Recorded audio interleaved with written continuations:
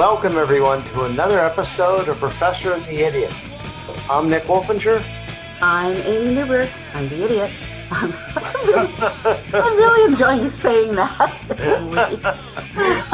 For new listeners, we have discussed at great length in previous episodes about just what Amy's idiocy may or may not entail. Yeah, I feel like I need to sort of milk the idiot persona a little bit more as we go. I haven't entirely taken it on to its proper dimensions. But anyway. Welcome to Professor and the Idiot, the podcast where we milk idiots. Right. So today we are delighted to talk to my friend, Jessica Ivry, and she is a cellist. I worked with Jess on one of my favorite projects ever, which was called The Secret Language of Subways, for 3 cellists and electronics and voice. Wait, so you're talking about music, right? Music. This is music. People. I'm a musician. Yes. Go on. Right. Sorry. Not everyone in the world is a musician and knows what I'm talking about. So yes, music. And she is a fantastic player and was a lot of fun to work with. And we all really kind of got to be like sisters after a while and really got to know each other. So that was awesome. And that's basically what I know about Jess. Jess, you welcome and tell us a little more about you and how you got to be who you are. Well, thanks for having me on your podcast. I got to know Amy. It was probably like 10 years ago that we did that project, which also for me was one of my most favorite projects. And it's funny that you were the idiot because you were anything but the idiot, Amy. I've been playing the cello for a long time, probably 40 years, and been in the Bay Area for 26, I think, and was always looking for non-classical experiences and projects. And I don't remember, Amy, how we got connected. It might have been through another violinist colleague of mine, but somehow it seemed like such a great combination because you let us do improvisation, but you also wrote out the most challenging music just for cello that I've ever written. I mean, that I've ever had to play. I wish I had written it.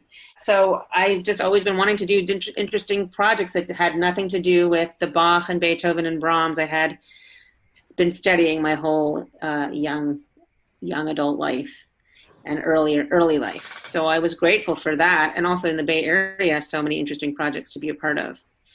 Things lately have taken a turn, but until that moment, that's really what I was always pursuing.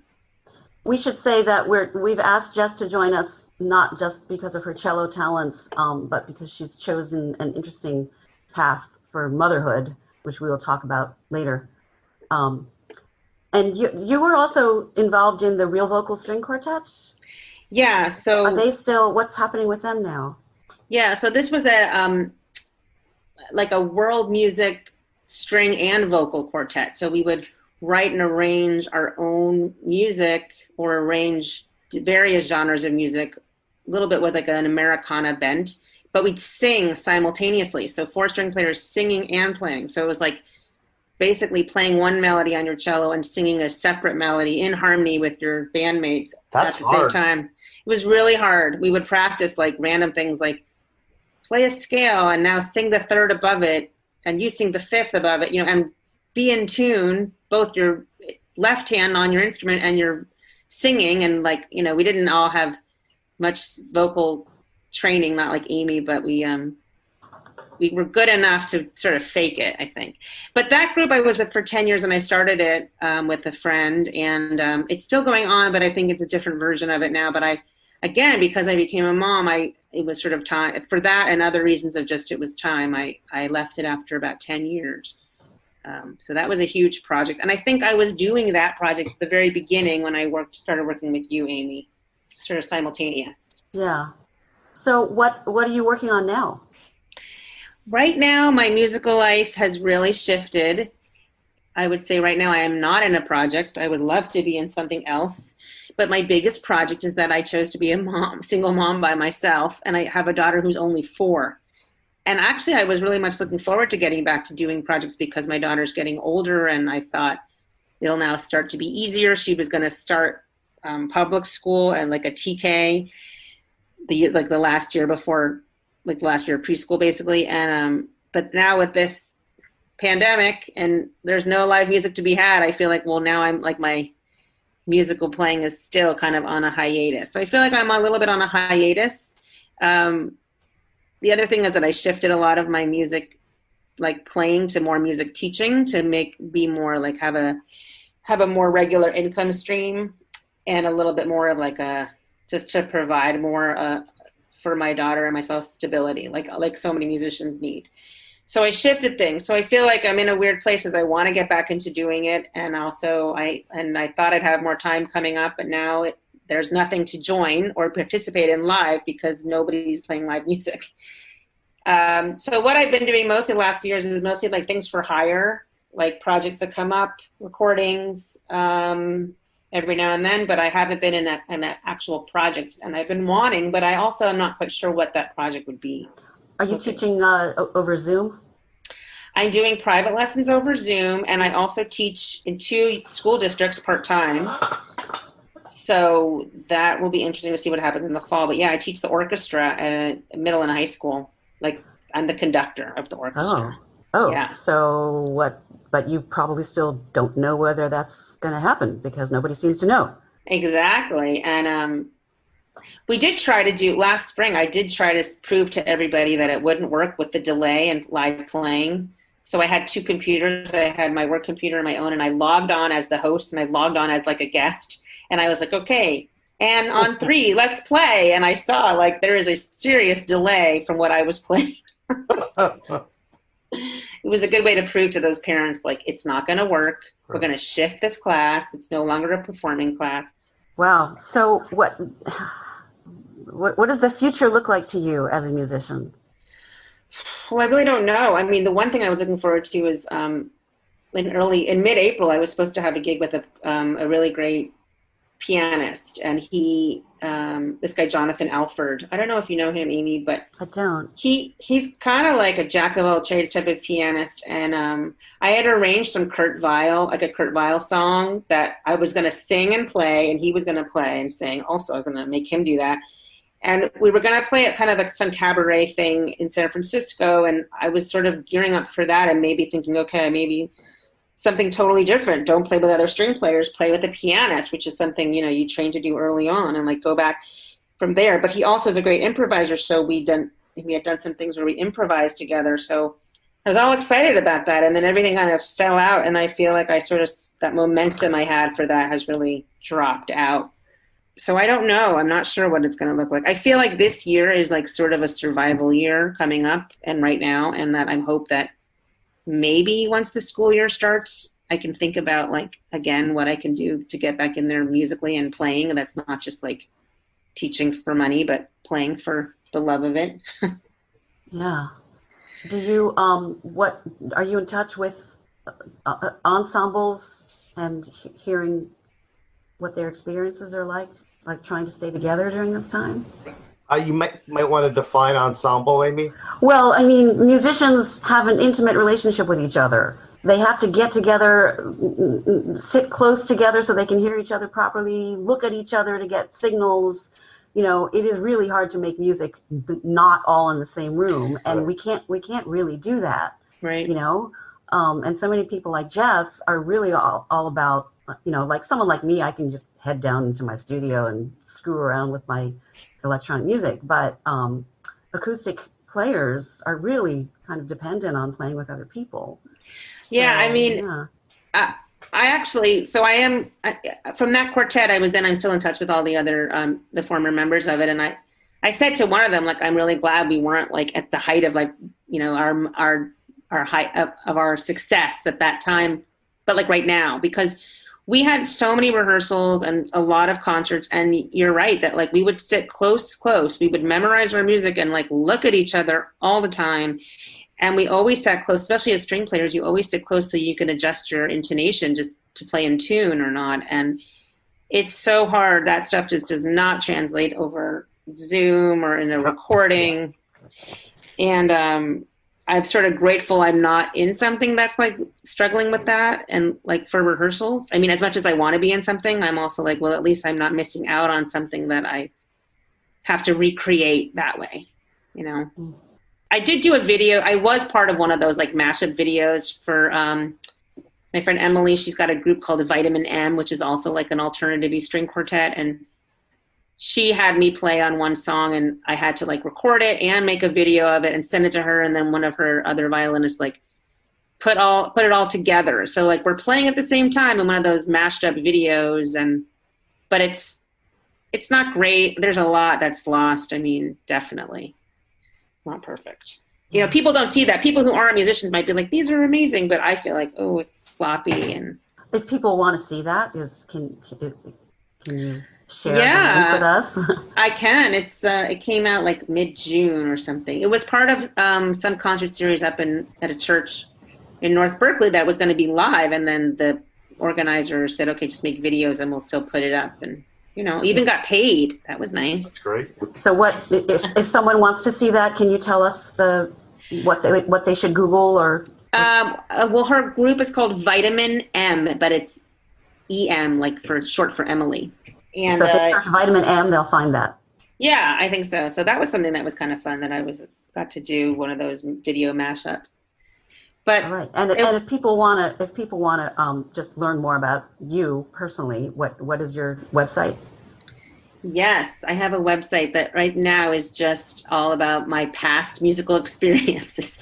It's jessivry.com, JESSIVRY.com. All right. Yeah. Nick, do you want to go into the motherhood realm with Sure. Jess?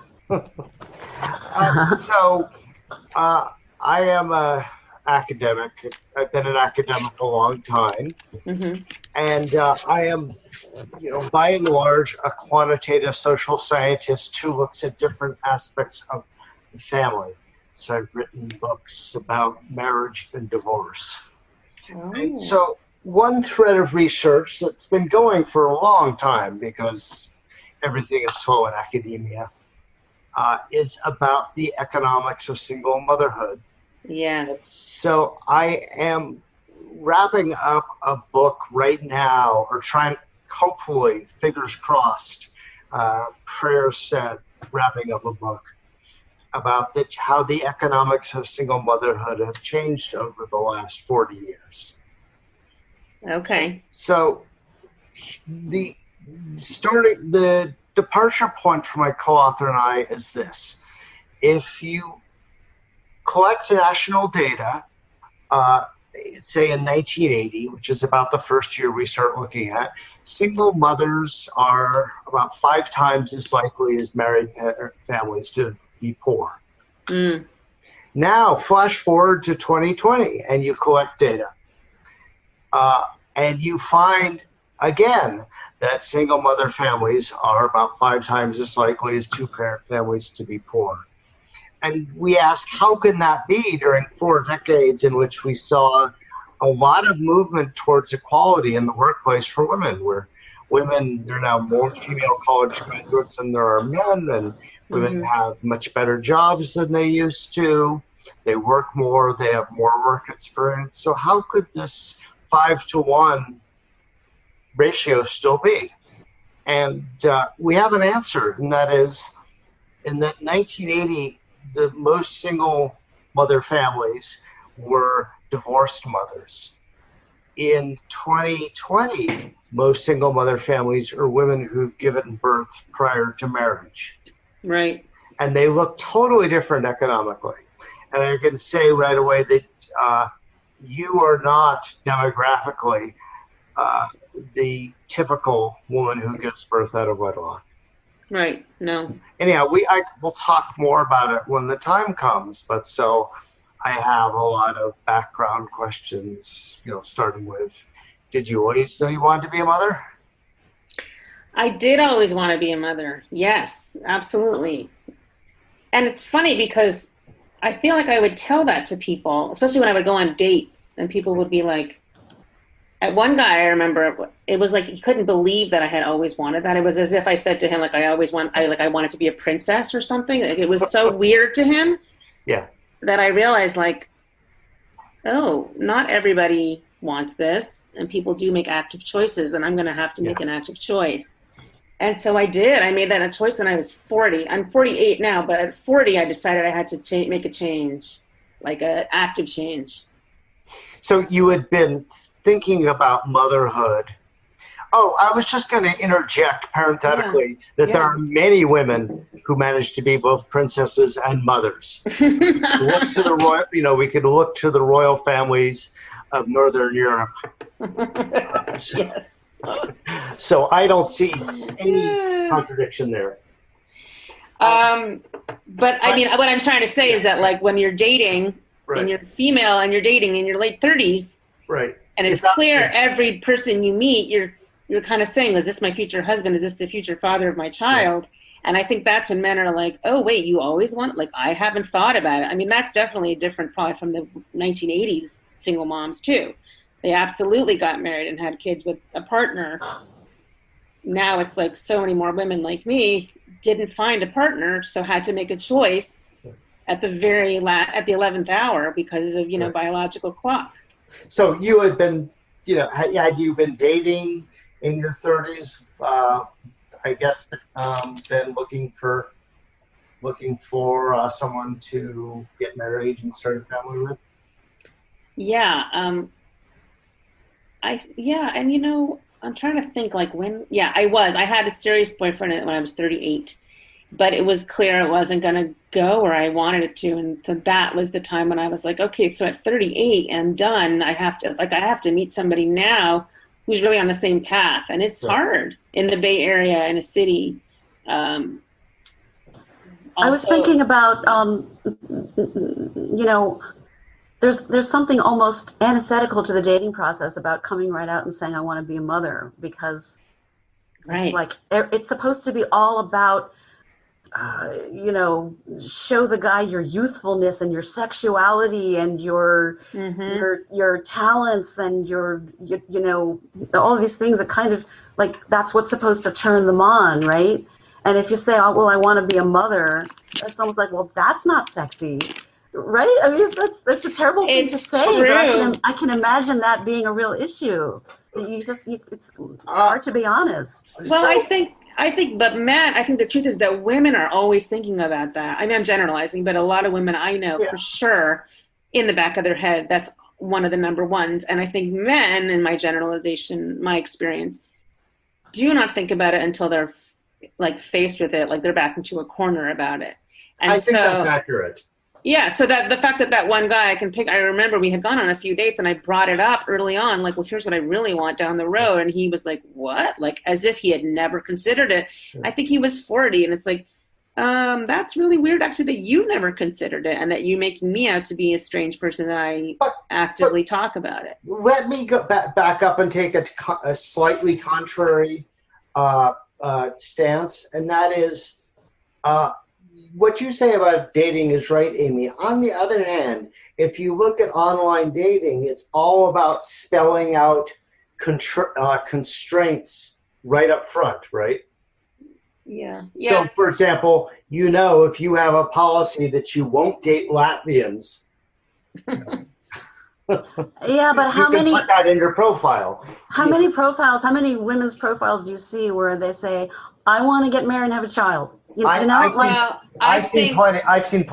I think actually that more and more people are trying to be explicit so you don't waste time. But there's also, like what you said, Amy, like a lot of people, and myself included, you can be like coquettish about it because you're like, I don't want to like repel anybody and like, panic them and look desperate. So I'll pretend like it's not really a big deal when really it's a huge deal. I think, so that's another, so then I take it and matters to my own hands. So now when I go on dates, I'm not like desperately like, are you going to be the father of my child?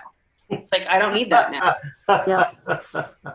Now it's more like, are you going to be, like a nice adult male figure in my daughter's life? Yeah. And are you dating? I dated someone last spring and he moved away, but like I did, it was nice. Yeah, I mean, it was my first time dating since I had my daughter. My daughter's name is Esther. I call her Esty. So she was 3, and it was good. I mean, it was tricky, and I was sort of grateful that I had like my musician teaching part-time kind of life, and he also had sort of a part-time underpaid kind of life where we could like meet in the afternoon for a hangout. You know, like it was like it wasn't like I had to always get a babysitter, and he lived locally. Yeah, it was good, but that was just very short-lived, and but I was glad to know like it's possible with a child. It's not a no.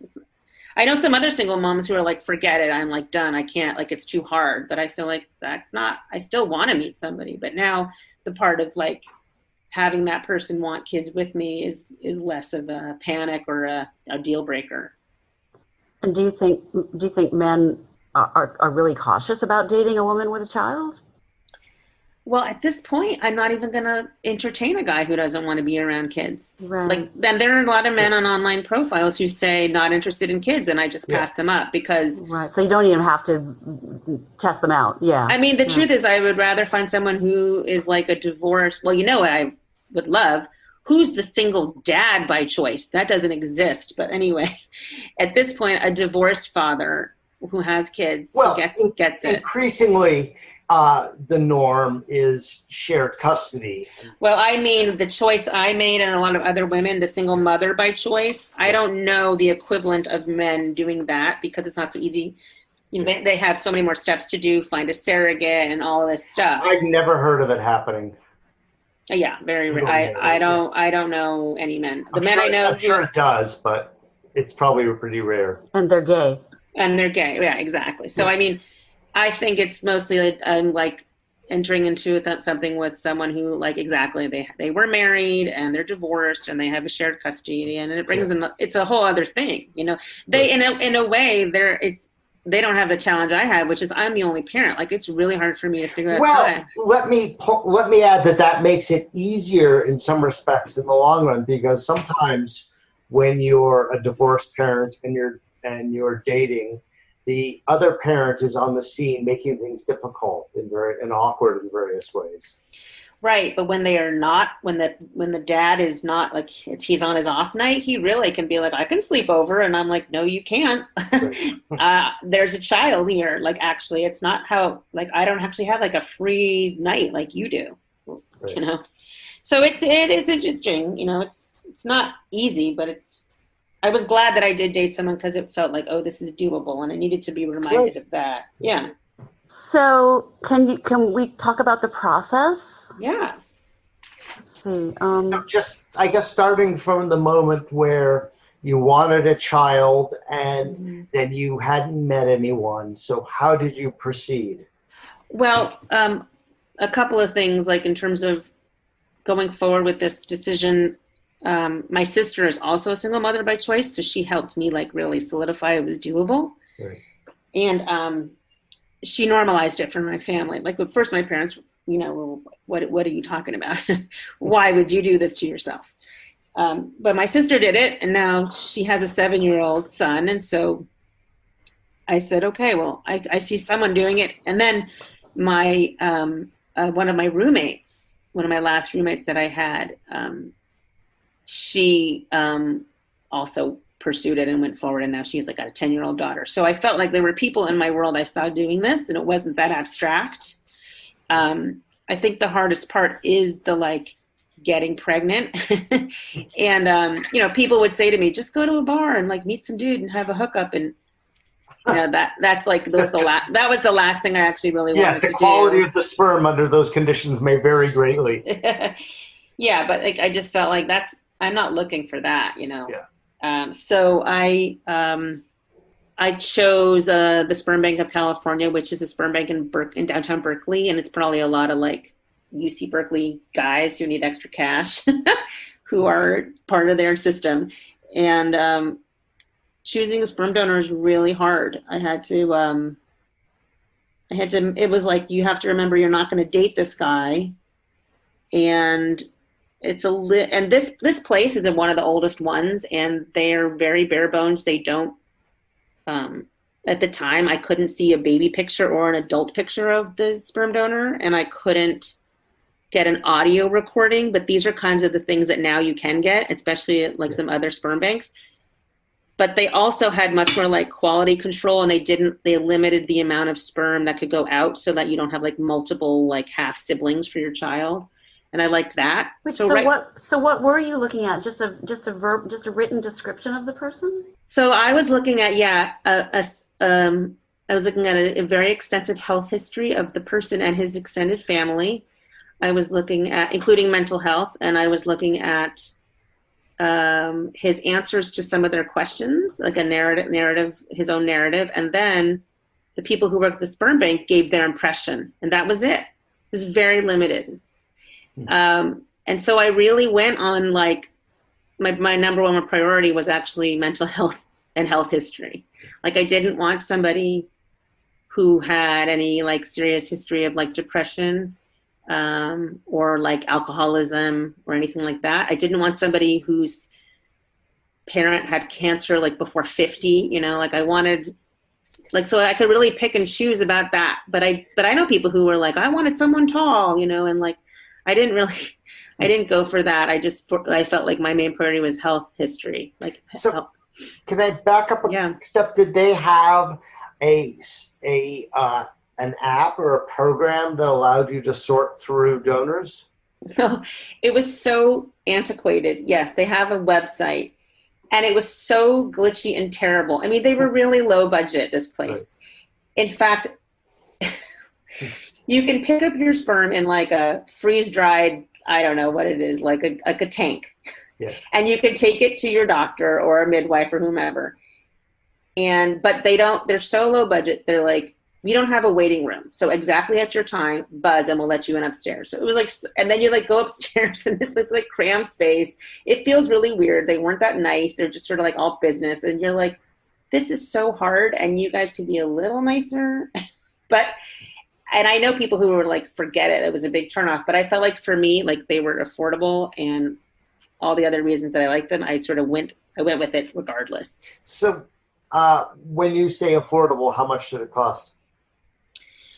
Oh God. Okay. I should have looked all these numbers up. I think I paid for like 4 vials of sperm, and it might've been between like 500 and 1,000 for that many. And they hold it for you.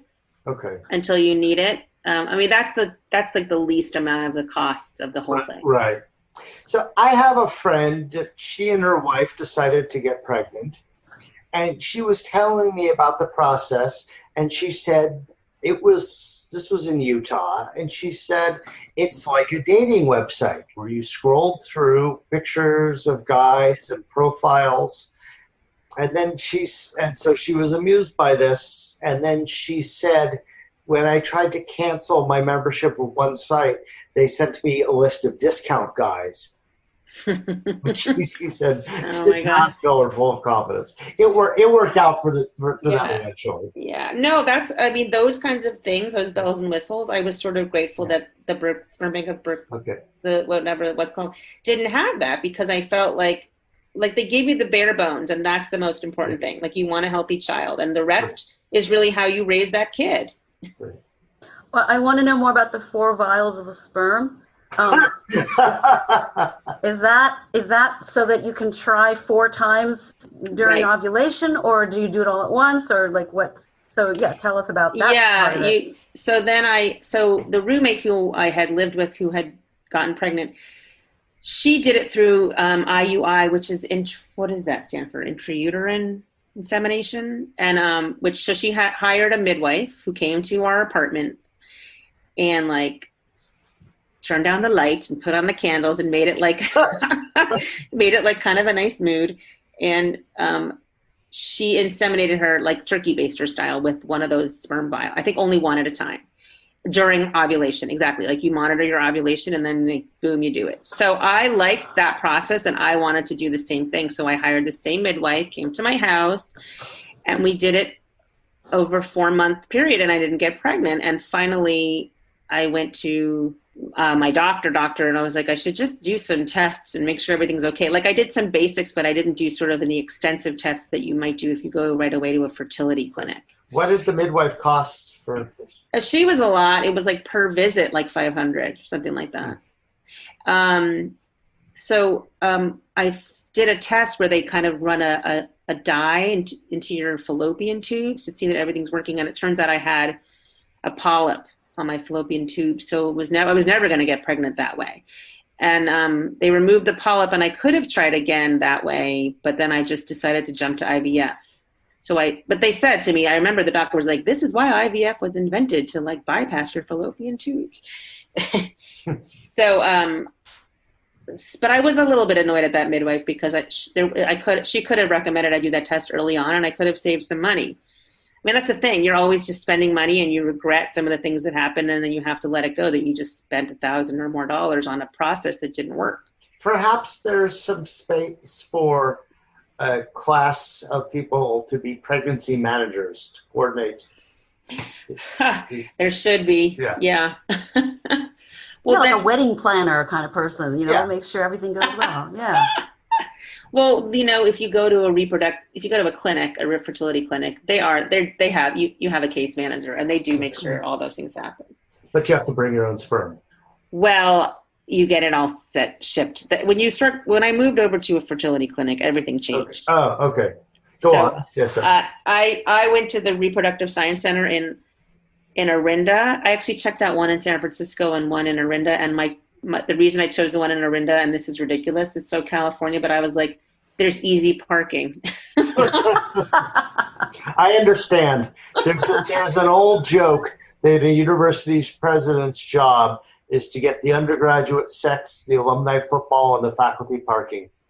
I totally get it. Well, I mean, so that sperm bank in downtown Berkeley, that was like, where was I going to park? They don't have a waiting room. It was really like sort of janky. This place in Orinda was like a spa. You walk in and it was like gorgeous facility, state of the art, everything, calming music, plants in the waiting room. Everything was total opposite. But that's when the costs got huge. But I was like, okay, if I'm going to do IVF, I want to be in the Ritz-Carlton of fertility clinics. And I don't want to cross the bridge and go into hectic San Francisco and feel stressed about traffic. I'm going to go out to the suburbs and I'm going to do it. So how much is it when you said really expensive? Oh, okay. So I paid, I think everything all done was $30,000, but I think the IVF itself was maybe something between 20 and 25 or maybe a little less. And I had. So did you end up with different sperm at that place? Yes. So actually, when I did the IUI with the midwife, I had chosen sperm from one donor. And after I had that surgery and I went back to buy more sperm, they weren't selling his sperm anymore. They were reserving it for people who had already had pregnancies and wanted to have a sibling with that same sperm. So I had to start all over again. That's terrible. Yeah, I had to start all over again and find somebody. And I mean, and that's an emotional decision too. Pick a donor. Yeah, I have all my pros and cons lists and everything. I saved all that because I thought if my daughter ever wants to see my process, although she might not. I suspect, let me add, that this is a whole industry that is not regulated to the extent it should be. Probably not. Are you saying you know that, or no? I'm guessing, right? There's some regulations. I don't know. I mean, yeah, I'm sure it is regulated, but it's not properly regulated because otherwise, they should have had to disclose this sperm won't be available forever. They probably did disclose that, and then you can buy. I think they did. You can always buy more and then save it. I just didn't do that because it's expensive up front. Yeah, you can always do that. So, but it's good. So it happened to be I chose different sperm, and I'm happy with the results. But yes, it did add another layer that I didn't sort of think about. But it's every month is a new you're waiting. It's a constant battle every month. What was the sperm choosing process like at the Orinda place? Was it the same kind of thing? The Orinda place wasn't a sperm bank. It was a fertility clinic where I had. Oh, I see. Right. So the sperm bank, I still use the same sperm bank. I just had to choose a different donor.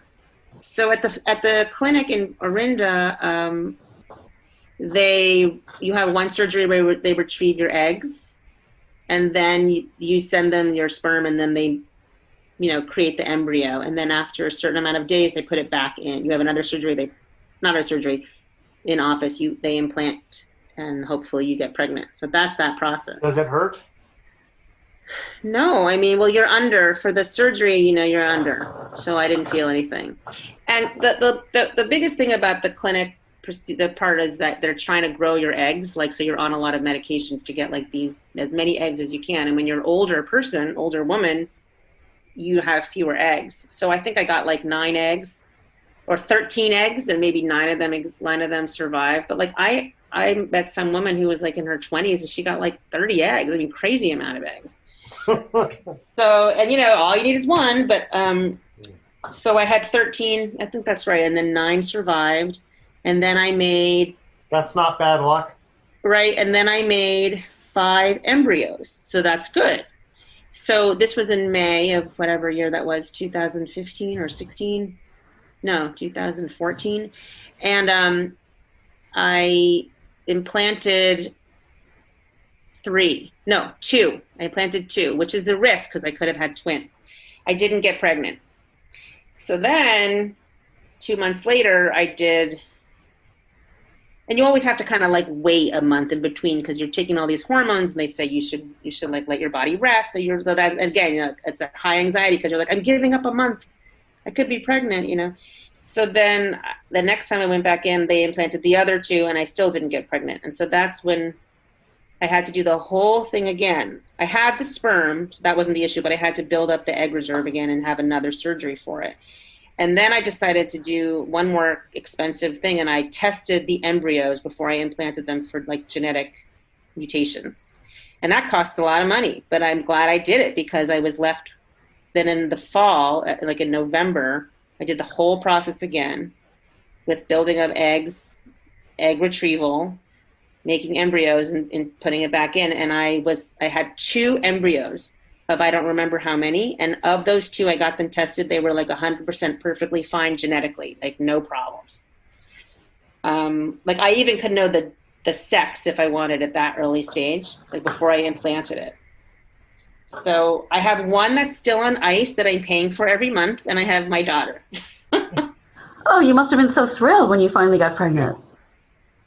Yeah, but I didn't believe it. I was so convinced it wasn't going to work. It took me a long time to accept it. And even my gynecologist was do you want there to be a problem? There's no problem. Yeah, it does sound really stressful. So yeah, I can imagine the sort of incredulity there. Yeah. Did you have health insurance? Yes, but the health insurance only covered that surgery I had and some of the tests, but it does not cover fertility, all the other stuff. And it rarely does. I don't know anybody who has really good health insurance to cover all the costs of IVF. Not really. And, you have to prove that you're infertile for a year or something. It's ridiculous having to make women wait. So do you know the name of the sperm donor? No, okay. I don't know. But he's a known donor, which means when Esty turns 18, she can reach out to him and meet him. Oh, I see. Yeah, I guess that was where I was leading with it. Yeah. So it was not completely anonymous. Mm-hmm. He'd be willing to be contacted. He agreed to that. And that was something I wanted. I did want that. Because otherwise she really could never find out health history or anything, She might be curious. Right. So I assume you're enjoying motherhood. Totally enjoying motherhood. It was very hard. It's been hard. And doing it alone is not easy. We live in a small home that I've been here since 2011, and it's I didn't expect I would stay in this little small spot with a child, but it's I'm a little bit stuck now, Bay Area living. Where do you live? We live in Oakland. Is it rent controlled? Actually, I own it. I bought it. Oh, fantastic. But it's really small. It's 540 square feet, and I have a Murphy bed. And she sleeps in a converted closet. It's not great. It actually feels big. It's part of a large Victorian that's been converted into apartments. Yeah, so I think the beginning was hard. I think I had some postpartum depression, and then in terms of support, like I have a lot of friends and everything who've been helpful, but I don't have any family nearby. And so that's been hard, that part. But I've managed, I mean, I'm making it work like all the time. Are you like sort of scientifically looking at every personality trait that she takes on and advancement that she makes and thinking like, oh, that came from me, and oh, that thing came from the anonymous sperm, you know, like. Well, you know, it was funny in the beginning when she was first born, she looked a lot like, so I had a great aunt who actually gave me the money to do the IVF. She was a wealthy woman, and but she died before I even like started the process. But when Esty was born, she kind of looked like her, which was awesome. And like that side of my family, which is my mom's side of the family. And I just like loved that. But I also chose a donor who, he is mixed race. He's like a quarter Chinese, and then a quarter, or the other part is just Caucasian of various kinds. I think like maybe Irish and German. I don't remember, but a real mix. And I, every now and then I'm like, do I see some like real Asian like look in my daughter? Because I'm an Ashkenazi Jew, but I don't really see that. But some of the things that I find that to be so smart, I'm like, I don't think that's me. But like some of the things she does are just like how I was as a kid, like super imaginative play, like a lot of dress up and like imagining like little, I hear her like making up stories all the time with like dolls and little things. And that reminds me a lot of me. And like my brother has always told me I did a lot of that when I was little. And but I think I did more of that in the beginning, like who are you and where are you from? But now it's just like, I don't question it. I don't think about it.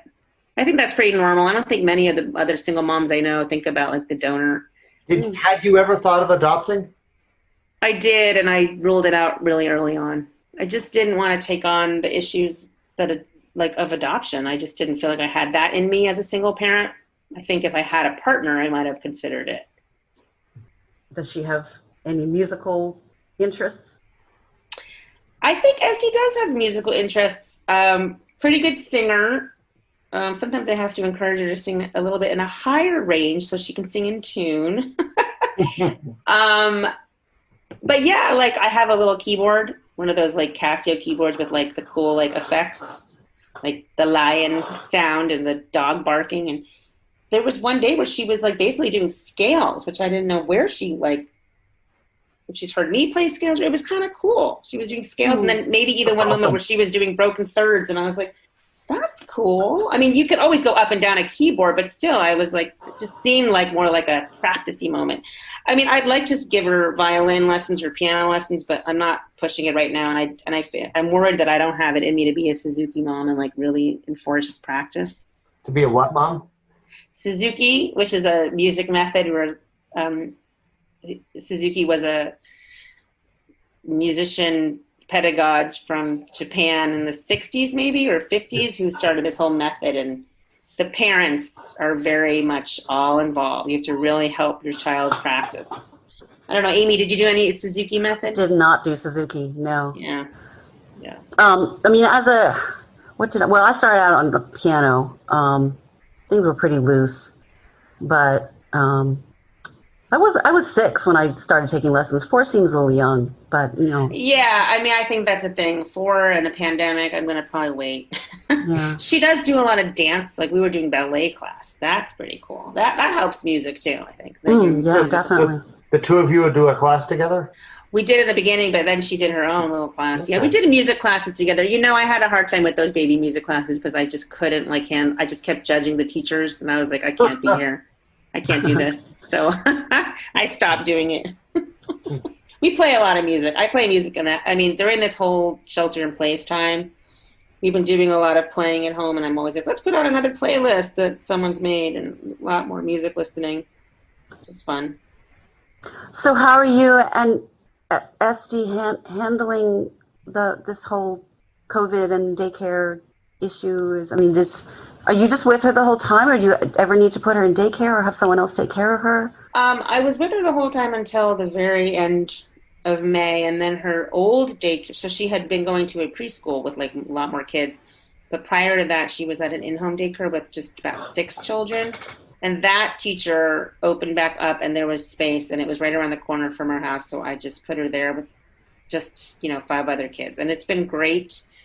So nice to have some time to myself and have her back in a routine. But it's been hard because I think all this time, with me, it's like separation anxiety was really big. But are you leaving the house to work now? Is it? Well, no, I'm on summer break from teaching, so I'm home. Yeah, Okay. but pretty soon things are coming back, but it's not clear what. I'm sort of waiting for directives from the school districts where I teach. I am a teacher. My partner's a teacher, and we're both, we're both up in the air. Yeah.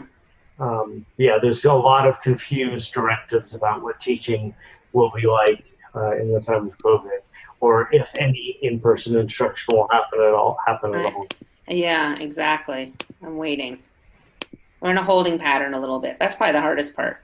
Yeah, I think the uncertainty about all this is, in so many dimensions, is the hardest thing for everyone. We just we don't know what our motivation is to do anything, really.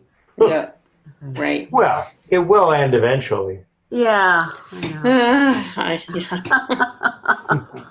I mean, I'm glad I'm not going through this process right now of trying to get pregnant or being a new mom or anything, because I was in support groups, I was in going to appointments, it would just be so much harder to be so much more isolated and trying to get pregnant or being a new mother. That would be awful. What were the support groups like? Well, I was in one when I was trying to sort of figure out options and what to do it was single mothers trying to figure out and also it was it wasn't a therapy group. It was really support. Here are resources and here's what I did. And how many people were in the group? It was 5 women, I think. And people were in different stages of the process. And most everybody eventually had a kid or adopted, I think if anybody dropped out, it might've been one woman who was just not ready to really go there. She was exploring. And then after I had SD, the best support group I found, a postpartum group, was at Kaiser, this free one. I mean, postpartum is real. I had it. It was hard. And you just feel the world is I thought we were going to become homeless. I was I can't do this. I can't support us. I didn't trust myself in anything. So it was great to go to that meeting because everybody felt the same way. How will I make it to this afternoon at 4:00, So that was a great group. It's free, Kaiser. So I was glad about that one. Wow. Well, congratulations. Yes, congratulations.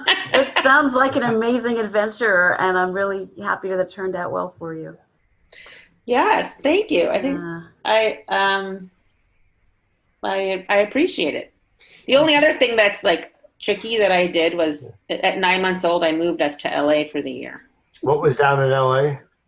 I decided I needed to get my teaching credential, so I just got into this 1-year program and said, let's just go there. And I sublet my place here and sublet a place there, and we lived in Los Angeles for the year. And I can't believe I did that. It was sort of cuckoo and manic, but I do feel that was the best thing because I helped I helped get myself a teaching credential so I could have more options in public school teaching. Do you ever feel any stigma as a single mother? I do. I feel I think this is a little bit all in my head, of course, so maybe it's not fair to say stigma, but I sometimes feel the support I need, I feel I'm worried I'm needy when I ask people for help. They're thinking, well, you chose to do this, so therefore you can't complain or ask for help. But I don't really think anybody's thinking that, but it's my own, maybe embarrassment or shame. But in light of this whole pandemic and what school might be I've tried to reach out to some people, and I realize when there's couples, they don't need it in the same way. So they worked out my neighbors with kids, they worked out in the morning, it's the mom, in the afternoon, it's the dad, Right. And it's they didn't need, I mean, it's hard because it's unprecedented. They also needed to take precautions and not get close. But I felt I understand. It just makes the balancing many of us are doing around COVID exponentially harder. Right. And so I feel when I sometimes reach out, what are you going to do for childcare? Like, I feel like they're not thinking in the same way, because they're like, well, we just have each other and we'll just do our balancing act. And it's like, oh, well, I don't have another adult. I do need to pay for full time, or I do need to find options. I can't like pick up at 1:30 and do something creative and take your child for 3. Like, the truth is, I don't want to take another child and babysit 2 kids. Like, I need a break, you know? Right. So I guess it's not so much stigma. I think it's that people can't necessarily 100% relate, like those who have kids who are partnered. And when they're like, my husband's going away for a week, oh my God, I'm solo parenting. I almost, I kind of laugh, like, are you serious? Like, what's so hard? But that's their reality, I mean, I'm sure it is hard. If you're used to someone else helping, it's probably really hard to suddenly do it alone. But that's all I know. Right. And I don't have to negotiate with another adult about how I parent and the choices here and everything. Yeah, I can see that being a real advantage, actually. I think that is one advantage, but at the same time, like in terms of social media, like I know people gravitate there to get some kind of like support or affirmation that what you're doing is right. But like, I sometimes feel like a lot of the single moms I know who post on there, they're doing it because they're like, I don't have another adult to talk about these issues. Right. So can you help? Like anybody? Are you in like a closed Facebook group for single moms? Yeah, I mean, I'm in one that's based in San Francisco, like the larger Bay Area, and then one that's in the East Bay. And it's okay. They're not great. It's some of the women, because here's the one thing, you were talking about the economics a little bit, but like in the Bay Area, I recognize if you have a child on your own and you're doing IVF and all of that, you have to have some resources. Like, I get it, and I had resources to do it. But some of these women who I've met are like super high income earners, like working at like software companies, pharmaceutical companies, lawyers, doctors, like have live-in au pairs. Like, they're really in a different world for me, regardless. So, there is sometimes a disconnect because I feel like I don't know many like artists, people who have done it in the Bay Area, maybe in other cities, but the people I've met here, so I haven't totally related with them just on a personal level. It's more like we have one thing in common, but everything else about your approach to doing this is totally different from mine because you have more money. So one thing I note in our book is you flash back to 1992 and you remember the kerfuffle about Dan Quayle and Murphy Brown. Yeah, right. We actually lead off with that. If for listeners who don't remember, Murphy Brown was a comedian who had a TV show, and both in real life and on the TV show, she... Candice Bergen, right? Yeah, Candice. Yeah. Okay, decided to be a mother on her own. And Dan Quayle, who was the vice president, was running for re-election, gave a speech at the Commonwealth Club in the Bay Area where he denounced this. I don't remember that. That happened at the Bay Area? Yeah, the Commonwealth Club. And so he denounced it. This was about the time of the riots in L.A. Yeah. Rodney King, and he connected single motherhood to participating in riots. And, it was a big big kerfuffle and cultural flashpoint. And so that sort of gave rise to the image that the typical woman who chose to have a child on her own is like all those tech executives. Oh. And, the reality we show with decades and decades of national data is just how wrong that is. Even if you go to like incomes in the 90th percentile, women who have children on their own in the 90th percentile incomes are below $60,000 a year. There are very few. It's just this almost a statistical anomaly of the women who have kids. Well, some of the women in these groups, like some have relocated to other cities to be closer to family, and that's something that I think about and talk about. And with my sister, she lives in Brooklyn, another expensive city, and we've talked about, like, first of all, their kids are close in age, then they're close to each other, and we could help each other, and we could create this family. But it's, for various reasons, neither of us are really ready to give up where we live. We've been both living in our respective cities for decades. It's hard. Yeah. But Nick, are you preparing food or something? No. I'm doing something. I have to. I'm making challah. You're in the middle of bread rising. No, okay. Is it okay? Can I quickly just whisk an egg? Yeah, go for it. See, I'm like Murphy Brown. I got to do it all. No, I'm not. We've talked about eggs a lot in this pod. That's right. In fact, I'm ovulating right now. Okay, I'm done whisking. There we go. Done. Okay, I love it. Sorry, Amy. This has become now. Right. Now it's a food podcast. Okay. Anyway, I can stop. I just had to put the an egg wash. Do we have any other questions? I think we're near the end. Amy? No, just you go girl. Yeah. And I hope to actually see you more often once all this craziness is over. And yeah, likewise. I have not met Esty yet, so I look forward to that. And she's kind of a force. Yeah, I'm sure she likewise, is. I hope to meet you in person down the road. Yeah, likewise. Thank you so much. It's fun. I haven't talked about like the whole process in a long time, so it's always good to tap back into it and what was going on. Yeah, it was really interesting. I learned a lot. It was. Yeah. So thank you, Jess. Well, thanks for having me on. I appreciate it. And any follow-up questions, let me know. All right, great. Thank you. Okay. Okay, bye. Bye. Thanks for listening to The Professor and the Idiot. If you like what you heard, go to Apple Podcasts and give us a good rating. Your positive feedback completes us.